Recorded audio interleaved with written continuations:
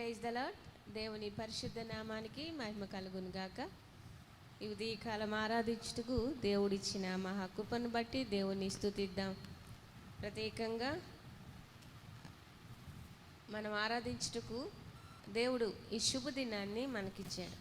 So అందరూ తలలు వంచి కళ్ళు మూసుకొని దేవునికి మనల్ని మనము సమర్పించుకుందాం. మహోన్నతుడా, సర్వాధికారి, సర్వశక్తుడా, నీ ఘనమైన శ్రేష్టమైన నామానికి వందనాలు చెల్లిస్తూ ఉన్నాం నాయనా. ఈ ఉదయకాలం సజీవులంగా నిన్ను ఆరాధించుటకు మా జీవితాల్లో మీరు ఇచ్చిన మరొక దినాన్ని బట్టి నిన్ను స్తుతిస్తూ ఉన్నాం. మా దేవుడవు, రక్షకుడవు, విమోచకుడవు నైనా, చీకటిలో నుంచి ఆశ్చర్యకరమైన వెలుగులోనికి మమ్మల్ని పిలిచిన వాడవు. నీకు వందనాలు చెల్లిస్తున్నాం తండ్రి. ఉదయకాలం సంఘంగా మేమందరము చేరి నీ నామాన్ని స్తుతిస్తూ ఉండగా నీ ఆత్మతో మమ్మల్ని నింపండి. పాటల ద్వారా మహిమ పొందండి. వాక్యం ద్వారానైనా మా జీవితాలను సరిచేయండి. నీ వాక్యము మా జీవితాలకు వెలుగునైనా మమ్మల్ని నడిపించేది. ఆ అమూల్యమైన వాక్యాన్ని వినటానికి మీరు ఇచ్చిన గొప్ప భాగ్యాన్ని బట్టి నేను స్తుతిస్తూ ఉన్నాం. సంఘాన్ని బట్టి స్తోత్రాలు. నీ బిడ్డలందరూ నీ సన్నిధిలో ఉండగా నీ ఆత్మతో ప్రతి బిడ్డను అభిషేకించి ఈ దినదీవెలతో నింపండి. ఆరాధనలో నీ సన్నిధిని మేమందరం అనుభవించినట్లుగా సహాయము చేయమని స్తుతి ప్రార్థన క్రీస్తులో సమర్పిస్తున్నాను తండ్రి. ఆమేన్, ఆమేన్. దేవుణ్ణి ఆరాధించుకుందాం. ఈ కాలం అనేక నామాలు కలిగిన దేవుడు, నిన్ను చూస్తూ ఉన్నవాడు, తృప్తిపరుస్తూ ఉన్నవాడు, సర్వశక్తి కలిగిన వాడు, సర్వ సృష్టికర్త అయిన దేవాది దేవుణ్ణి ఆరాధన చేద్దాం. యెహోవా దేవునికి వేలాది నామములు ఏం పిలచి పాడెదను. అందరం చప్పట్లు కొడుతూ ప్రభువుని ఆరాధించుకుందాం. దేవుని అద్భుత క్రియలకు కరం తట్టి పాడెదము. యెహోవా దేవునికి వేలాది నామములు ఏం పిలచి పాడెదను. దేవాది దేవుని అద్భుత క్రియలకు కరం తట్టి పాడెదము. యెహోవా షాలోమ్, యెహోవా షమ్మా, యెహోవా రోహీ, యెహోవా రాఫా, యెహోవా షాలోమ్, యెహోవా షమ్మా, యెహోవా రోహీ, యెహోవా రాఫా. యెహోవా దేవునికి వేలాది నామములు ఏం పిలచి పాడెదము. దేవాది దేవుని అద్భుత క్రియలకు కరం తట్టి పాడెదము. ఎల్రోహీ నీవేనయ్యా, నన్ను నీవు చూచావయ్యా, నా ప్రాణం తృప్తి పరిచితివి. తృష్ణ కలిగి ఉన్నప్పుడు జీవజలమిచ్చిన దాహమంతా తీర్చావయ్యా. ఎల్రోహీ నీవేనయ్యా, నన్ను నీవు చూచావయ్యా, నా ప్రాణం తృప్తి పరిచితివి. తృష్ణ కలిగి ఉన్నప్పుడు జీవజలమిచ్చిన దాహమంతా తీర్చావయ్యా. యెహోవా షాలోమ్, యెహోవా షమ్మా, యెహోవా రోహీ, యెహోవా రాఫా, యెహోవా షాలోమ్, యెహోవా షమ్మా, యెహోవా రోహీ, యెహోవా రాఫా. యెహోవా దేవునికి వేలాది నామములు ఏది పిలిచి పాడెదను. దేవాది దేవుని అద్భుత క్రియలకు కరం తట్టి పాడెదము. ఎల్ షదాయ్ నీవేనయ్యా, సర్వశక్తి దేవుడవు, ఎల్లప్పుడూ నన్ను కాయుము. ఎబెనెజర్ దేవుడవు, సహాయకుడవు నీవేనయ్యా, ఎల్లప్పుడూ నన్ను నడిపించు. ఎల్ షదాయ్ నీవేనయ్యా, సర్వశక్తి దేవుడవు, ఎల్లప్పుడూ నన్ను కాయుము. ఎబెనెజర్ దేవుడవు, సహాయకుడవు నీవేనయ్యా, ఎల్లప్పుడూ నన్ను నడిపించు. యెహోవా షాలోమ్, యెహోవా షమ్మా, యెహోవా రోహీ, యెహోవా రాఫా, యెహోవా షాలోమ్, యెహోవా షమ్మా, యెహోవా రోహీ, యెహోవా రాఫా. యెహోవా దేవునికి వేలాది నామములు ఏది పిలిచి పాడెదను. దేవాది దేవుని అద్భుత క్రియలకు కరం తట్టి పాడేదము. ఎలోహిం నీవేనయ్యా, సర్వశక్తికర్తవు నీవు, ఎల్లప్పుడూ నిన్ను కీర్తించును. ఇమ్మానుయేలు నీవేనయ్యా, తోడుగా ఉండు దేవుడవు, ఎల్లప్పుడూ నిన్ను స్తుతింతును. ఎలోహిం నీవేనయ్యా, సర్వసృష్టికర్తవు నీవు, ఎల్లప్పుడూ నిన్ను కీర్తింతును. ఇమ్మానుయేలు నీవేనయ్యా, తోడుగా ఉండు దేవుడవు, ఎల్లప్పుడూ నిన్ను స్తుతింతును. యెహోవా షాలోమ్, యెహోవా షమ్మా, యెహోవా రోహీ, యెహోవా రఫా, యెహోవా షాలోమ్, యెహోవా షమ్మా, యెహోవా రోహీ, యెహోవా రఫా. యెహోవా దేవునికి వేలాది నామములు చేతి పిలిచి పాడెదను.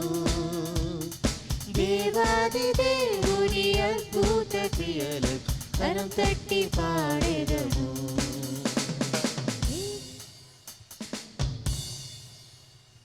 ఆకాశం అన్నీ మారిపోయినా, తల్లిదండ్రుల ప్రేమ దూరమైన, బంధువులు స్నేహితులు మనల్ని విడిచిపోయినా ఎన్నటికీ మారనిది యేసయ్య ప్రేమ.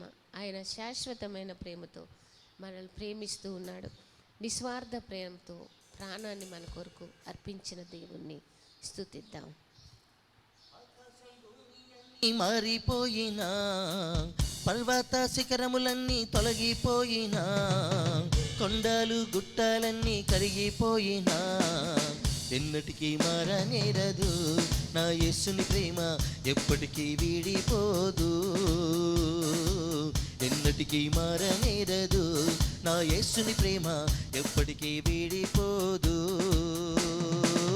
ఆకాశం భూమి అన్నీ మారిపోయినా, పర్వత శిఖరములన్నీ తొలగిపోయినా, కొండలు గుట్టలన్నీ కరిగిపోయినా, ఎన్నటికీ మారనేరదు నా యేసుని ప్రేమ, ఎప్పటికీ వీడిపోదు.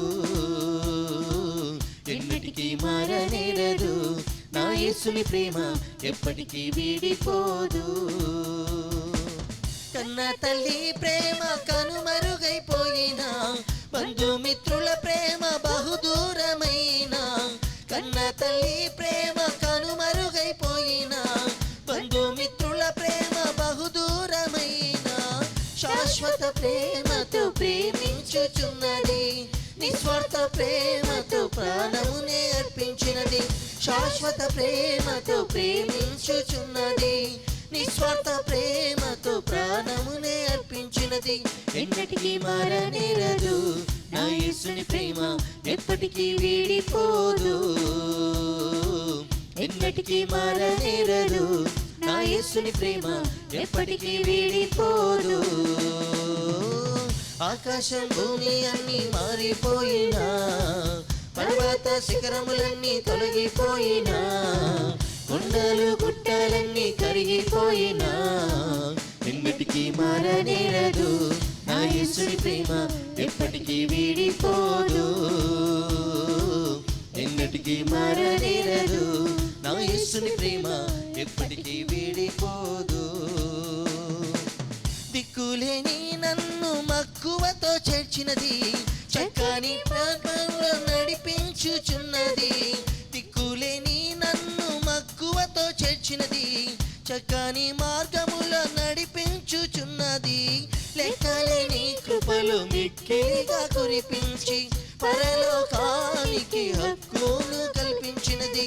లెక్కలేని కృపలు మిక్కిలిగా కురిపించి, పరలోకానికి హక్కును కల్పించినది.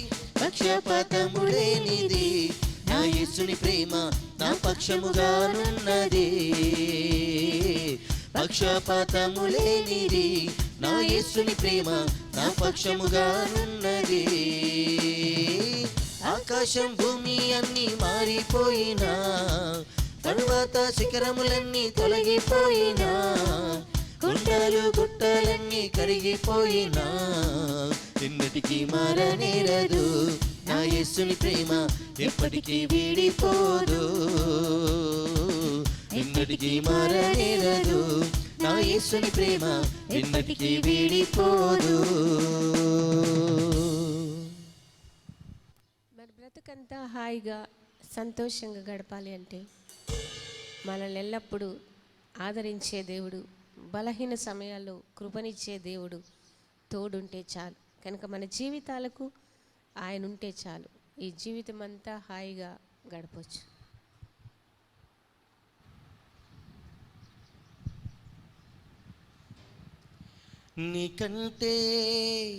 నీకంటే నమ్మదగిన దేవుడెవరయ్యా? నీవుంటే నాలో ఏ భయము లేదయ్యా. నీకంటే నమ్మదగిన దేవుడెవరయ్యా? నీవుంటే నాలో ఏ భయము లేదయ్యా. మేలు కొరకే అన్నీ జరిగించు యేసయ్యా, కీడు వెనకే ఆశీర్వాదం పంపుతావయ్యా. మేలు కొరకే అన్నీ జరిగించు యేసయ్యా, కీడు వెనకే ఆశీర్వాదం పంపుతావయ్యా. నీకంటే నమ్మదగిన దేవుడెవరయ్యా? నీవుంటే నాలో ఏ భయము లేదయ్యా. నీకంటే నమ్మదగిన దేవుడెవరయ్యా? నీవుంటే నాలో ఏ భయము లేదయ్యా. కొట్టబడిన వేళ నా గాయం కట్టినావే,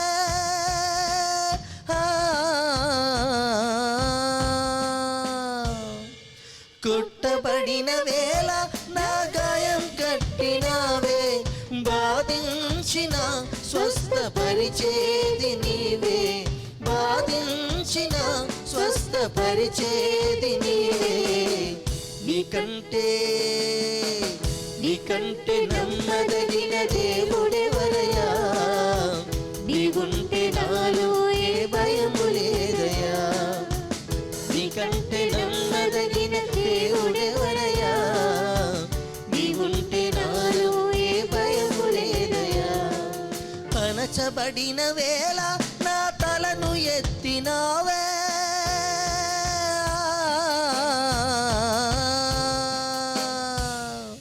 పనచబడిన వేళ నా తలను ఎత్తినావే. శిక్షించిన గొప్ప చేసేది నీవే, శిక్షించిన గొప్ప చేసేది నీవే. నీకంటే నమ్మదగిన దేవుడెవరయ్యా? నీవుంటే నాలో ఏ భయము లేదయ్యా. నీకంటే నమ్మదగిన దేవుడెవరయ్యా? నీవుంటే నాలో ఏ భయము లేదయ్యా. విడువబడిన వేళ నా చెరను వెక్కినావే,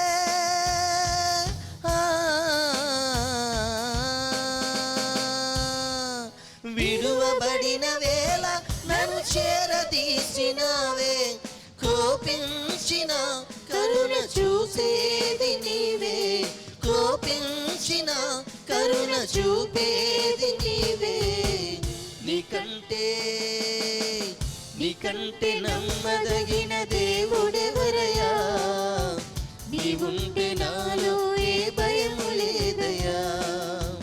నీకంటే నమ్మదగిన దేవుడెవరయ్యా? నీవుంటే నాలో ఏ భయము లేదయ్యా. మేలు కొరకే అన్నీ జరిగించు యేసయ్యా, కీడు వెనకే ఆశీర్వాదం పంపుతావయ్యా. మేలు కొరకే అన్నీ జరిగించు యేసయ్యా, కీడు వెనకే ఆశీర్వాదం పంపుతావయ్యా. నీకంటే నమ్మదగిన దేవుడెవరయ్యా? నీవుంటే నాలో ఏ భయము లేదయ్యా. నీకంటే నమ్మదగిన దేవుడెవరయ్యా? నీవుంటే నాలో ఏ భయము లేదయ్యా. హల్లెలూయా. గతకాలం అంతా మనల్ని కాచి వేదలన్నీ తీర్చి ప్రతిరోజు తన కరుణా కటాక్షాలను మనకు కిరీటంగా ఉంచి తన వాక్యం చేత మనల్ని బలపరుస్తూ తృప్తిపరుస్తున్న దేవాది దేవుణ్ణి స్తుతులకు స్తోత్రాలకు అర్హుడైన దేవుణ్ణి ఉత్సహించి పాడదాం. ఉదయం సాయంకాలం మనం ఎల్లప్పుడూ ఆయన స్తుతించబద్దులమైనాం. అందరం దేవుణ్ణి స్తుతిద్దాం. గతకాలమంత నీవు మము కాచి కాపాడావు, వెతలన్నీ తీసావు. గతకాలమంత నీవు మము కాచి కాపాడావు, వెతలన్నీ తీసావు. గతిలేని మాపై నీవు మితిలేని ప్రేమ చూపి, గతిలేని మాపై నీవు మితిలేని ప్రేమ చూపి, శత సంఖ్యగా మమ్ము దీవించావు, స్తుతించి పాడెదం. అందరం దేవుని స్తుతిద్దాం. మన వేదలన్నీ తీర్చి ఉదయకాలం ఆయన ఆరాధించడానికి, ఆయన సన్నిధిలో ఉత్సహించడానికి దేవుడు చూపిన కృపకై దేవుని ఆరాధిద్దాం. నీదాసీనుడా స్తుతుల సింహాసనం, నీదాసీనుడా స్తుతి ఆరాధన నీకే చెల్లింతుము, స్తుతి ఆరాధన నీకే చెల్లింతుము. స్తుతించి పాడెదం స్తుతుల స్తోత్రాలుడా, ఉత్సాహించి పాడెదం ఉదయ సాయంత్రము. కరుణా కటాక్షములను కిరీటములుగాను ఉంచావు మా తలపై, కరుణా కటాక్షములను కిరీటములుగాను ఉంచావు మా తలపై.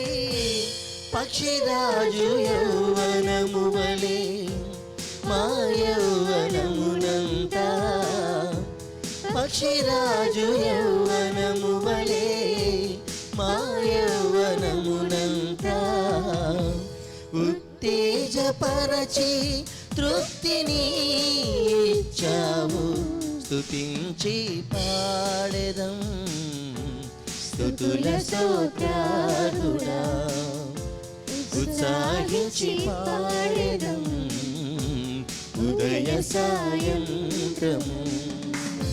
స్తుతుల సింహాసనం మీదాసీనుడా, స్తుతి ఆరాధన నీకే చెల్లింతును, స్తుతి ఆరాధన నీకే చెల్లింతుము. స్తుతించి పాడెదం స్తుతుల స్తోత్రాలుడా, ఉత్సాహించి పాడెదం ఉదయ సాయంత్రము. అందరం మన చేతులు పైకెత్తి దేవుని ఆరాధిద్దాం. దేవుడు ఎంతగానో తన కృప చేత మనల్ని కాపాడి మన వెదలన్నిటినీ తీర్చిన దేవుని స్తుతిద్దాం. దేవానికి స్తోత్రాలు నైనా. అందరం కలిసి పాడదాం. హల్లెలూయా. మము కాచి కాపాడావు, వెదలన్నీ తీసావు, గతిలేని మాపై నీవు మితిలేని ప్రేమ చూపి, గతిలేని మాపై నీవు మితిలేని ప్రేమ చూపి, శత సంఖ్యగా మమ్ము దీవించావు, స్తుతించి పాడెదం స్తుతుల స్తోత్రాలుడా, ఉత్సాహించి పాడెదం ఉదయ సాయంత్రము. స్తుతుల సింహాసనం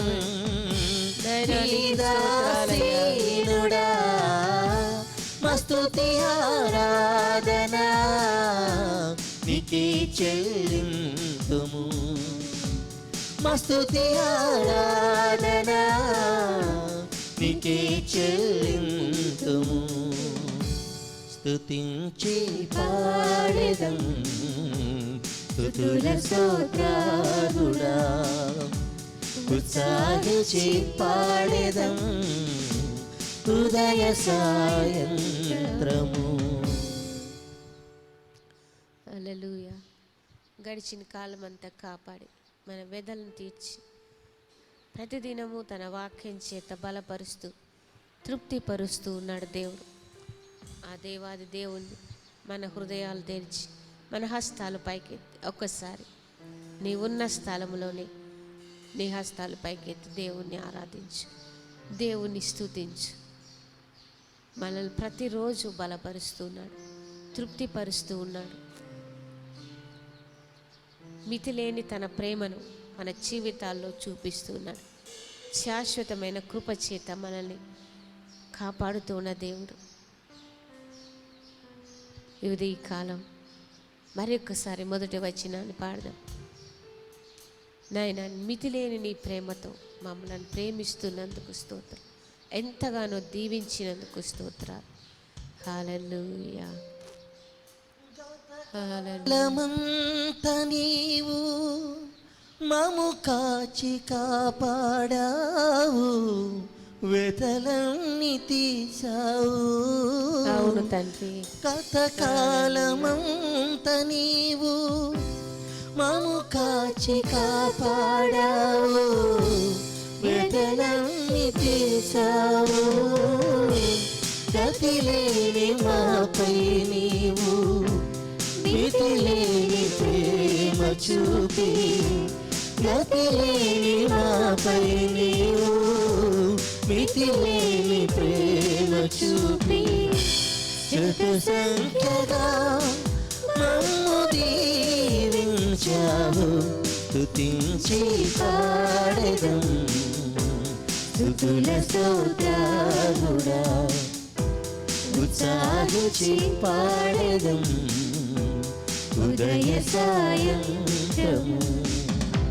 స్తుతుల సింహాసనం మీదాసీనుడా, మా స్తుతి ఆరాధన నీకే చెల్లింతుము. మా స్తుతి ఆరాధన నీకే చెల్లింతుము. స్తుతించి పాడెదం స్తుతుల స్తోత్రాలుడా, ఉత్సాహించి పాడెదం కరుణా కటాక్షాలు కిరీటంగా ఇచ్చిన దేవుణ్ణి స్తుతించు. కరుణా కటాక్షములను కిరీటములుగాను ఉంచావు మా తలపై. కరుణా కటాక్షములను కిరీటములుగాను ఉంచావు మా తలపై.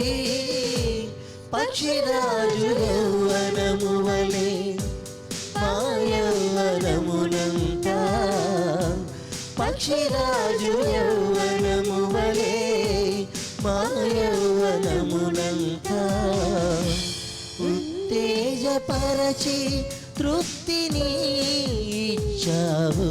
స్తుతించి పాడెదం స్తుతుల స్తోత్రాలుడా, ఉత్సాహించి పాడెదం ఉదయ సాయంత్రము.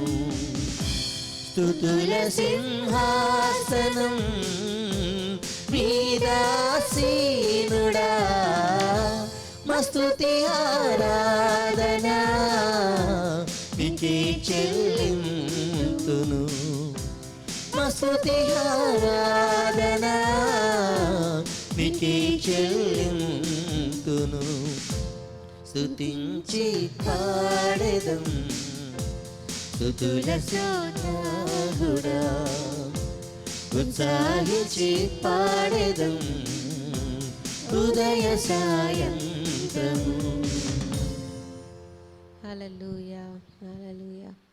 పరిశుద్ధుడా, మరి ఒక్కసారి నీ ఘననామాన్ని స్తుతిస్తూ ఉన్నాం. ఈ గడిచిన దినాలన్నిటిలో మా జీవితాల్లో నమ్మదగిన దేవుడుగా మమ్మలను కాపాడుతూ ఉన్నావు. స్తోత్రాలు. మాకు ఇచ్చిన ఆరోగ్యాన్ని బట్టి స్తోత్రాలు. మా వెదలన్నీ తీర్చి ఈ దినం నీ సన్నిధిలో ఉత్సహించి స్తుతించి నీ నామాన్ని ఘనపరచుటకు మీరు ఇచ్చిన ఈ దినాన్ని బట్టి స్తోత్రాలు. కరుణా కటాక్షాలు మాకు కిరీటంగా ఉంచుతూ ఉన్నందుకు స్తోత్రాలు. నీ వాక్యం చేత తృప్తిపరుస్తున్నందుకు స్తోత్రాలు. దీవిస్తూ ఉన్నందుకు స్తోత్రాలు. మా దేవా, నిన్ను స్తుతిస్తూ ఉన్నాం. మా రక్షకుడా, నిన్ను ఆరాధిస్తూ ఉన్నాం. సంఘాన్ని బట్టి స్తోత్రాలు. నీ బిడ్డల్ని క్షేమాన్ని ఇచ్చినందుకు స్తోత్రాలు. కుటుంబాలను కాపాడుతూ ఉన్నందుకు స్తోత్రాలు. ఈ కాలం నిన్ను ఆరాధించే ధన్యతనిచ్చినందుకు నిన్ను స్తుతిస్తూ ఉన్నాం. నైనా ఈ దినం వాక్యం కొరకు మా హృదయాలను సిద్ధపరచుకొని ఉండగా మాతో మాట్లాడండి. నీ దాసుని ఆత్మతో నింపండి. వాక్యం ద్వారా ప్రతి హృదయాన్ని తృప్తిపరచండి, బలపరచండి.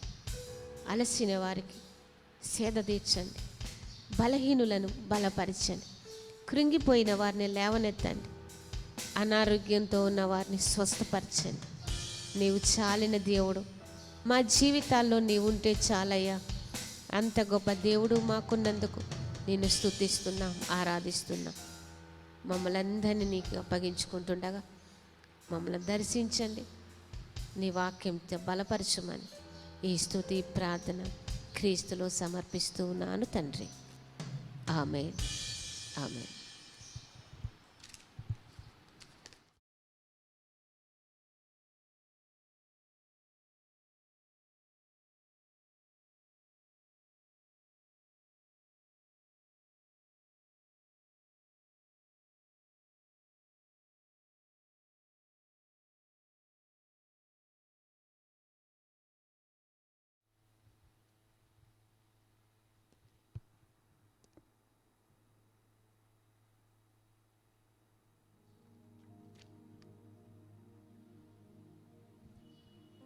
హల్లెలూయా.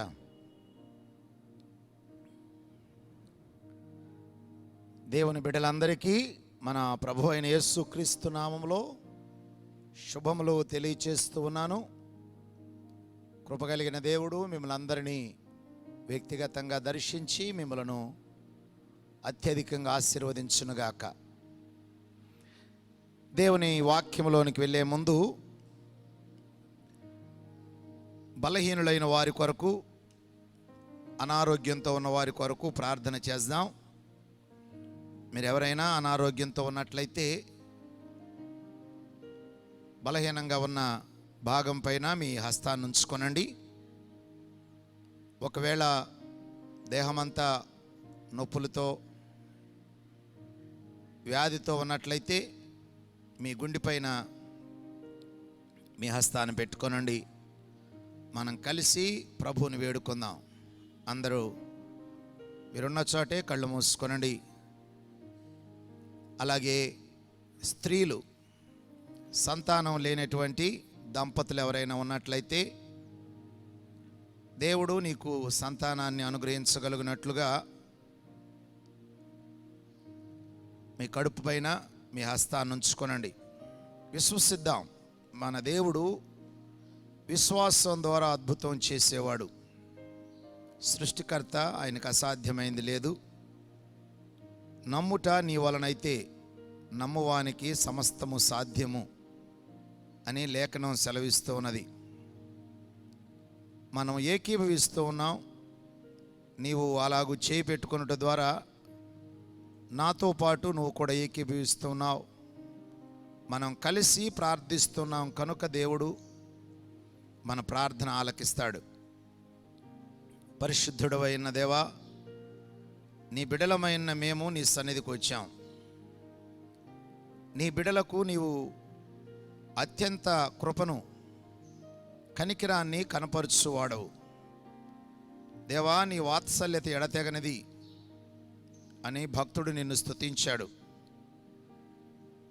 నీవు కోపపడినను అది నిమిషం మాత్రమే ఉండును, నీ వాత్సల్యత నీ కృప తరతరములు ఉండును అని లేఖనములో రాయబడిన ప్రకారం మా జీవితాల్లో కలిగిన కష్టాలు ఇబ్బందుల్లో నీవు మా పైన కోపపడినా వాత్సల్యత చూపే దేవుడవు.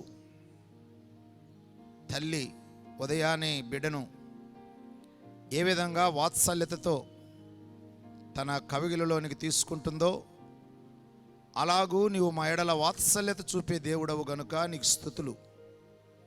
ఎవరైనా అనారోగ్యంతో ఉంటే వారిని ముట్టండి నాయనా, స్వస్థపరచండి.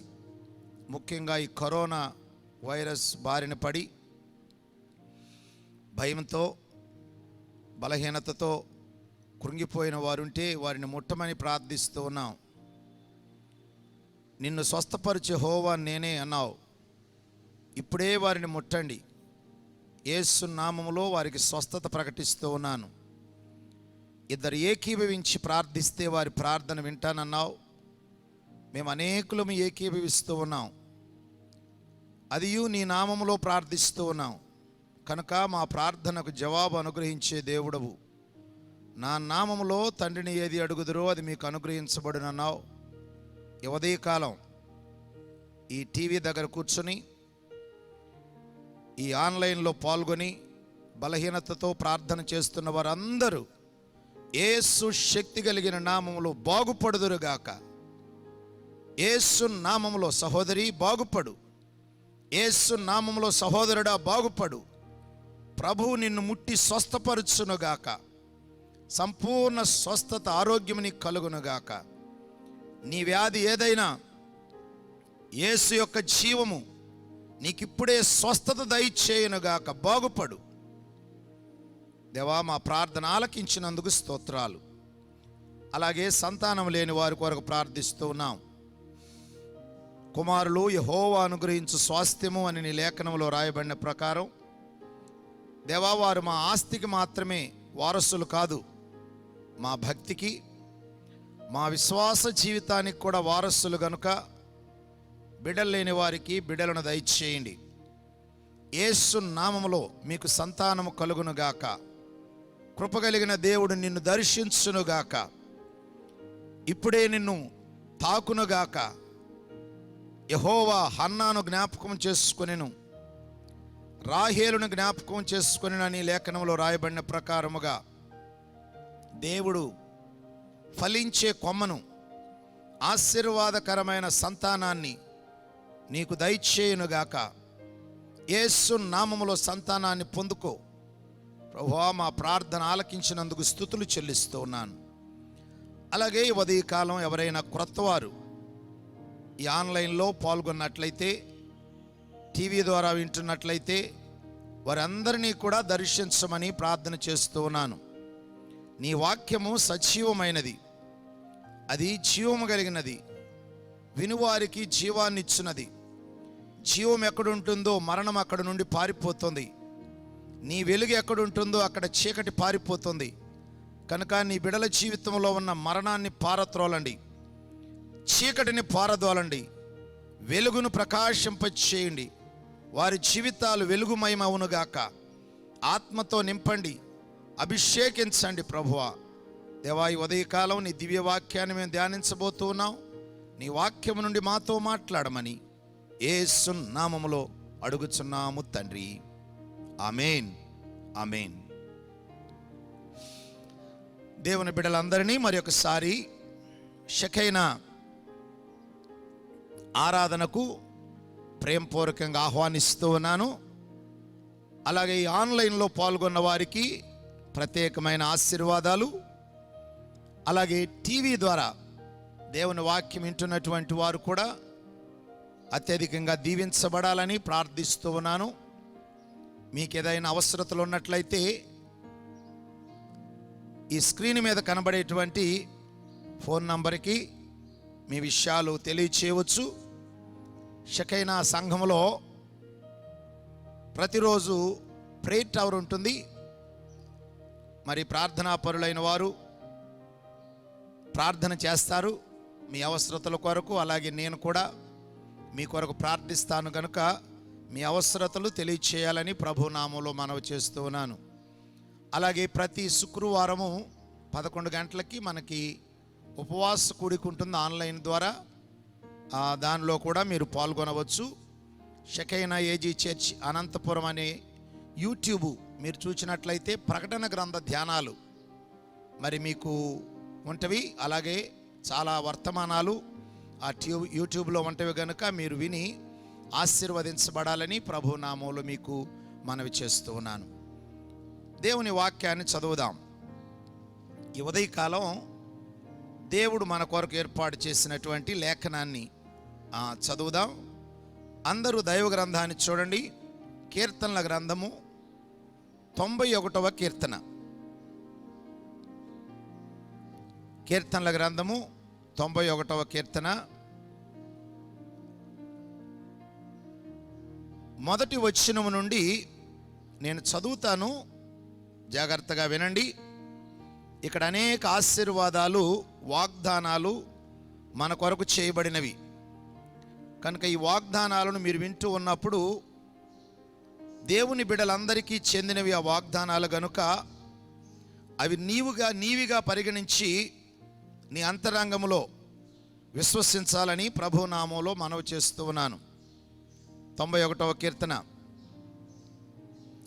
మహోన్నతుని చాటును నివసించువాడే సర్వశక్తిని నీడను విశ్రమించువాడు. ఆయనే నాకు ఆశ్రయము, నా కోట, నేను నమ్ముకొను నా దేవుడని నేను యెహోవాను గూర్చి చెప్పుచున్నాను. వేటకాని ఉరిలో నుండి ఆయన నిన్ను విడిపించును. నాశనకరమైన తెగులు రాకుండా నిన్ను రక్షించును.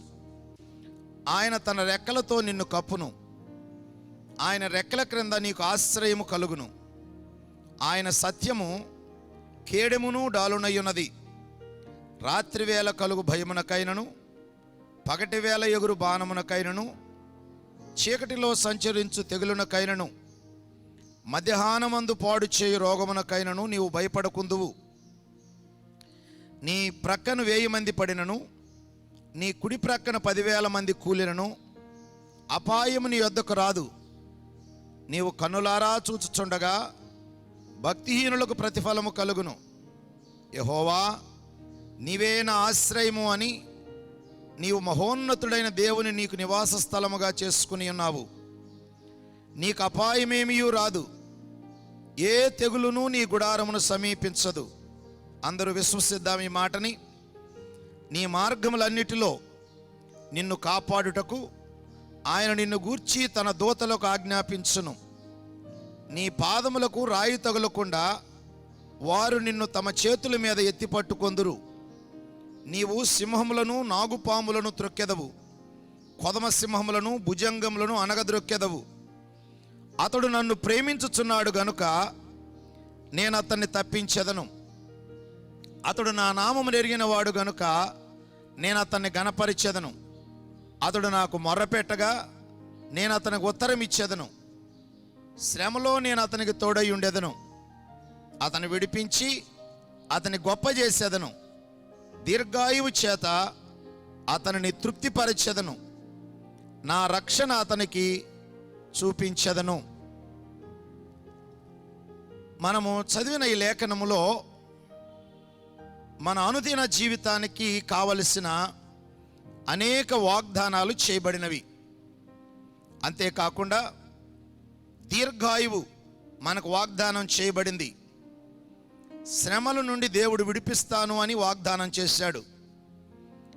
అయితే ఈ వాగ్దానాలన్నీ ఎలాంటి వారికి అనుగ్రహించబడతావో 4 విషయాలు ఈ లేఖనములో భక్తుడు సెలవిచ్చాడు.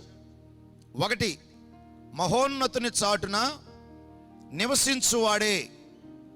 మొట్టమొదటిది, మహోన్నతుని చాటున మనం నివసించాలి. 2వది 14వ వచనం, అతడు నన్ను ప్రేమించుచున్నాడు గనుక మనము ప్రభువుని ప్రేమించాలి. ఇక 3వది, అతడు నా నామమును ఎరిగిన వాడు గనుక దేవుని నామాన్ని మనం ఎరగాలి. ఎరిగినప్పుడు ఆయన మనల్ని ఘనపరుస్తాను అని వాగ్దానం చేస్తూ ఉన్నాడు. ఇక చివరిది 4వది, అతడు నాకు మొర్ర పెట్టగా, ఇలాంటి వారు దేవునికి మొర్ర పెట్టినప్పుడు నేనున్నాను అని దేవుడు మనకి ప్రత్యుత్తరం ఇస్తాను అని వాగ్దానం చేస్తూ ఉన్నాడు. అయితే ఈ 4 మాటలు ఒకదాని తర్వాత మనం ఒకటి ధ్యానిద్దాం. ఎందుకంటే ఈ క్రింద ఉన్నటువంటి వాగ్దానాలన్నీ మన అనుదిన జీవితానికి చెందినవి. ఈ రోజున చాలామంది భయంతో జీవిస్తూ ఉన్నారు. చాలా కష్టాలు, శ్రమలు, ఇబ్బందులు ఎదుర్కొంటూ ఉన్నారు. కొంతమంది ఫోన్ చేసి, అయ్యా పరిస్థితి ఎలా వస్తుందని నేను ఎన్నడూ అనుకోలేదు, మా వ్యాపారం దెబ్బతిన్నది, చాలా ఇబ్బందిగా ఉన్నది అని చెప్పిన వారు ఉన్నారు. కొంతమంది ఫోన్ చేసి, అయ్యా నా భర్తకు బాగాలేదు, కరోనా వచ్చింది, మరి క్వారంటైన్కి తీసుకెళ్లారు, భయం వేస్తుంది, ప్రార్థన చేయండి. ఇంకా కొంతమంది అయితే మా చుట్టూ కేసులు ఉన్నాయి, ఏం చేయాలో అర్థం కావట్లేదు. అలాగే కొంతమందికి ఉద్యోగాలు పోయినాయి, వ్యాపారాల నష్టం, జీతాలు సరిగ్గా రావటం లేదు, బ్రతకటం చాలా కష్టంగా ఉన్నది. ఈ మధ్య ఒక పాస్టర్ గారు నాకు ఫోన్ చేసి, పాస్టర్ గారు మీరు ప్రారంభ దినాల్లో చాలా కష్టపడి సేవ చేశారు కనుక ఈరోజు నాకు కరోనా వ్యాధి వచ్చినా మీరు ఇంట్లోనే ఉన్నా మీకు ఎవరో ఒకరు సహాయం చేస్తున్నారు, కానీ మాకు సంఘం చాలా చిన్నది, ఎవరూ రావటం లేదు, ఎవరూ కూడా మాకు కానుకలు కూడా ఇవ్వటం లేదు, అయ్యా మా కొరకు ప్రార్థన చేయండి అన్నాడు. ఆ మాట అనగానే నాకు చాలా బాధ అనిపించింది.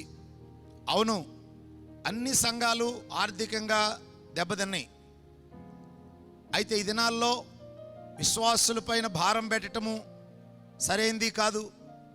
అయితే మన అందరినీ పోషించేవాడు దేవుడు. మన దేవుడు మనతో ఉన్నాడు అనే సత్యాన్ని మనం అందరూ నమ్మాలి. అలాగే రాత్రి నేను నా రూమ్లోని అటు ఇటు తిరుగుతూ ప్రార్థన చేస్తూ ఉన్నప్పుడు, దేవా ఇలాంటి క్లిష్ట పరిస్థితుల్లో నా ప్రజలకు నేనేమి ఇవ్వగలను? దుఃఖంతో ఉన్నారు, బాధతో ఉన్నారు, వారి కన్నీరు నీవే తుడవాలి, దీనికి జవాబేంటి అని నేను ప్రార్థన చేస్తూ ఉన్నప్పుడు పరిశుద్ధాత్మ దేవుడి వచనాన్ని నా మనసులోనికి తీసుకొచ్చాడు. ఆ వచనమే మొట్టమొదటి వచనం. మహోన్నతుని చాటును నివసించువాడే సర్వశక్తిని నీడను విశ్రమించువాడు. ఎవరైతే దేవునిని నివాస స్థలముగా చేసుకుంటారో వారికి దేవుడు ఈ వాగ్దానాలన్నీ కూడా వారి పక్షాన నెరవేరుస్తాడు అని లేఖనం చెబుతుంది. ఈ కీర్తనకారుడు నివసించువాడు అన్నాడు. అయితే 90వ కీర్తనలో మోషే ఏమన్నాడో మొదటి వచనం చూడండి. ప్రభువా, తరతరముల నుండి మాకు నివాస స్థలము నీవే. 91వ కీర్తనలో కీర్తనాకారుడు మహోన్నతుని చాటును నివసించువాడు అన్నాడు. అంటే అలాగూ నివసించాలి అని చెప్పాడు. కానీ 90వ కీర్తనలో మోషే ఏమంటున్నాడంటే, అతడు ఒక అడుగు ముందుకేసి నీవే మా నివాస స్థలము అంటే అర్థము, దేవా తరతరముల నుండి మా వెనక మా ముందు గతించిపోయినటువంటి వారందరూ కూడా మా పితరులు నీలోనే నివాసం చేశారు, నీలోనే వారు సంచరించారు, నీలోనే ఆశీర్వాదాలు పొందుకున్నారు, కాబట్టి మాకును నివాస స్థలము నీవే అని దేవుణ్ణి స్తుతించాడు. కనుక మనం ఈ రోజున ఒక ఆత్మీయమైనటువంటి సత్యాన్ని గ్రహించాలి. మన నివాస స్థలము యేసు, దేవుడే మన నివాస స్థలం. చాలాసార్లు యేసయ్యను గురించి చాలా విషయాలు దైవ గ్రంథంలో మనం చూస్తాం. యేసు ప్రభు అన్నాడు, నేనే జీవజలము, దప్పికైన వాడు నా యొద్దకొచ్చి దప్పి తీర్చుకోవాలి అన్నాడు. అవును, యేసయ్య మన జీవజలం. అలాగే యేసయ్య అన్నాడు, నేనే జీవాహారము, ఆకలి కొన్నవాడు నా యొద్దకొచ్చి ఆకలి తీర్చుకోవాలి అన్నాడు. అలాగే యేసయ్య ఆయనే మనకు జీవాత్మ ఉన్నాడు, ఆయనను పొందుకున్న వారు బ్రతుకుతారు అని లేఖనం సెలవిస్తున్నది. కాబట్టి యేసు మనకి జీవజలమై ఉన్నాడు మన దప్పిక తీర్చడానికి, ఆయన మనకు జీవాహారమై ఉన్నాడు మన ఆకలి తీర్చడానికి, ఆయనే మనకు జీవాత్మై ఉన్నాడు మనల్ని బ్రతికించటానికి. ఇవన్నీ కూడా ఆయన్ని మనలోకి తీసుకోవటాన్ని తెలియచేస్తున్నవి. నీటిని మనం లోపలికి తీసుకుంటాం, ఆహారాన్ని మనం లోపలికి తీసుకుంటాం, గాలిని మనం లోపలికి తీసుకుంటాం ఈ లోకములో మనము బ్రతకటం కొరకు. అయితే నివాస స్థలము అనేది కేవలం మనం లోపలికి తీసుకోవటం కాదు, మనము దానిలో నివసించటం. మనకి ఇల్లు ఉంటుంది, ఇంటిలో మనం నివాసం చేస్తాం. ఇల్లు అనేది మన జీవితంలో అతి ప్రధానమైంది. అందుకే ఇంటికి పెట్టే అంత ఖర్చు మనం దేనికి పెట్టాం. మన ఇంట్లో రకరకాల వస్తువులు ఉంటాయి. కూర్చోటానికి సరైన కుర్చీ లేకపోతే ఒక సోఫా కొనుక్కుంటాం. కొంతమందికి సోఫా అంటే చాలా ఇష్టం, దాంట్లో కూర్చున్నప్పుడు చాలా రిలాక్స్ అవుతారు. అలాగే కొంతమందికి కొన్ని వస్తువులు అంటే చాలా ఇష్టం. ఇంట్లో మా బెడ్రూమ్లోకి వెళ్ళి రిలాక్స్ అయినప్పుడే నాకు చాలా బాగుంటుందండి, నెమ్మదిగా ఉంటుంది అంటారు కొంతమంది. సొంత ఇంటికంటే మించింది భూలోకంలో ఏదీ లేదు. మనం ఎవరింటికి వెళ్ళినా ఎక్కువ దినాలు అక్కడ ఉండం, ఉన్నా మనకు అంత ఆనందంగా ఉండదు. మన సొంతిల్లు అన్నప్పుడు మనకి చాలా ఆనందంగా ఉంటుంది. ఎందుకంటే ఆ ఇంటిలోనే మన జీవం ఉంటుంది. అలాగే మన జీవితము కూడా అక్కడే, మన జీవనం అక్కడే ఉంటుంది. అందుకే మన ఇంట్లో ఉన్నంత స్వేచ్ఛ మరి ఎక్కడ ఉండదు. కనుక ఇల్లు అనగా మనము లోపల నివసించటము జీవనమునకు సంబంధించినటువంటిది. అది మన దేహానికి మరి రిలాక్సేషన్ ఇస్తుంది, సేద తీరుస్తుంది, కాపాడుతుంది. మనము వర్షం వచ్చిందనుకోండి, భయంకరమైన గాలి విసురుతూ ఉన్నా మన ఇంటిలో తలుపులన్నీ వేసేసుకుని చక్కగా మనం లోపల పండుకుంటాం. భయంకరమైన ఎండ ఉందనుకో, ఏసీ వేసుకుంటాం, పండుకుంటాం. ఒకవేళ ఏసీ లేకపోయినా ఫ్యాన్ వేసుకుని మనం పండుకుంటాం, నెమ్మది కలిగి ఉంటాం. బయట ఏదైనా శత్రువు వచ్చినా, ఏదైనా కుక్కలు లేకపోతే ఏదైనా క్రూర మృగాలు మన ఇంటి చుట్టూ తిరుగుతున్నా మనం తలుపులన్నీ వేసుకుని లోపల ఉంటాం. కారణం ఇంటిలో భద్రత ఉన్నది. కాబట్టి భక్తుడు అంటున్నాడు, దేవా, ఈ అరణ్య యాత్రలో మేమున్నప్పుడు మమ్మల్ని కాపాడిన వాడవు నీవే కదా. మేము ఎక్కడ బ్రతికాము? గుడారంలో కాదు మేము బ్రతికింది, మా నివాస స్థలం నీవే. మాకున్నటువంటి గుడారాలు మమ్మల్ని కాపాడినవి కావు, మా గుడారాలను సైతం కాపాడిన వాడవు నీవే. కనుక మా నివాస స్థలము నీవే. మేము నీలోనే చెల్లించాము, నీలోనే భద్రపరచబడ్డాము, నీలోనే మా ప్రాణం ఉన్నది, నీలోనే మాకు సమస్తము ఉన్నవి అని మోషే దేవుణ్ణి స్తుతిస్తూ ఉన్నాడు. కాబట్టి దేవుని బిడ్డలారా, యేసయ్యను మనలోనికి తీసుకోవటం వేరు. జీవజలముగా, జీవాహారముగా, అలాగే జీవాత్మగా ఆయనలో మనం నివాసం చేయటం వేరు. అందుకే యేసు ప్రభు అంటాడు ఇదే మాట. యోహాను సువార్త ఒకసారి చూడండి, 15వ అధ్యాయము 4వ వచనం. యోహాను సువార్త 15వ అధ్యాయము 4వ వచనం. నాయందు నిలిచియుండుడి, మీయందు నేను నిలిచియుందును. యేసయ్య అంటున్నాడు, నాయందు నిలిచియుండుడి. ఈ నిలిచియుండుడి అనేది మనకి ఫ్యూచర్ను తెలియచేస్తుంది. రండి అన్నట్టుగా, నిలవండి అన్నట్టుగా. కానీ ఇక్కడ యేసయ్య అబైడ్ అనే పదము గ్రీకు భాషలో మరి ఒక అర్థాన్ని ఇస్తూ ఉన్నది. అదేమంటే, నాయందు నివసించండి. నివసించండి అంటే అర్థం, నాలో మీరు ఉండాలి, నేనే మీ భద్రత. అవును కదా. నిలిచి ఉండుడి అంటే అర్థం ఏంటి? అసలు రండి అని కాదు. వాస్తవంగా ద్రాక్ష కొమ్మ ద్రాక్ష చెట్టు నుంచే పుడుతుంది. ఆ ద్రాక్ష చెట్టు నుండి పుట్టినటువంటి ఆ కొమ్మ అక్కడే ఉండాలి. అక్కడే ఉంటే ఫలాలు ఫలిస్తుంది. వేరే కొమ్మ తీసుకొచ్చి ద్రాక్ష చెట్టులో కట్టడాన్ని తెలియచేయట్లేదు. ఇది ఒక కొమ్మ నాలోకి రండి అంటలా యేసయ్య. మీరు నాలో నుండే వచ్చారు కాబట్టి నాలోనే మీరు ఫలించాలి. మీరు నాకు వెలుపల ఉంటే ఫలించరు. కనుక దేవుని బిడ్డలు నేర్చుకోవలసిన ఒక పాఠం ఏంటంటే, నేను యేసులోనికి రావటం లేదు, నేను యేసులో ఉన్నవాడినే, కనుక నేను యేసులోనే నివాసం చేస్తూ ఉన్నాను. ఇది మనం నమ్మాలి.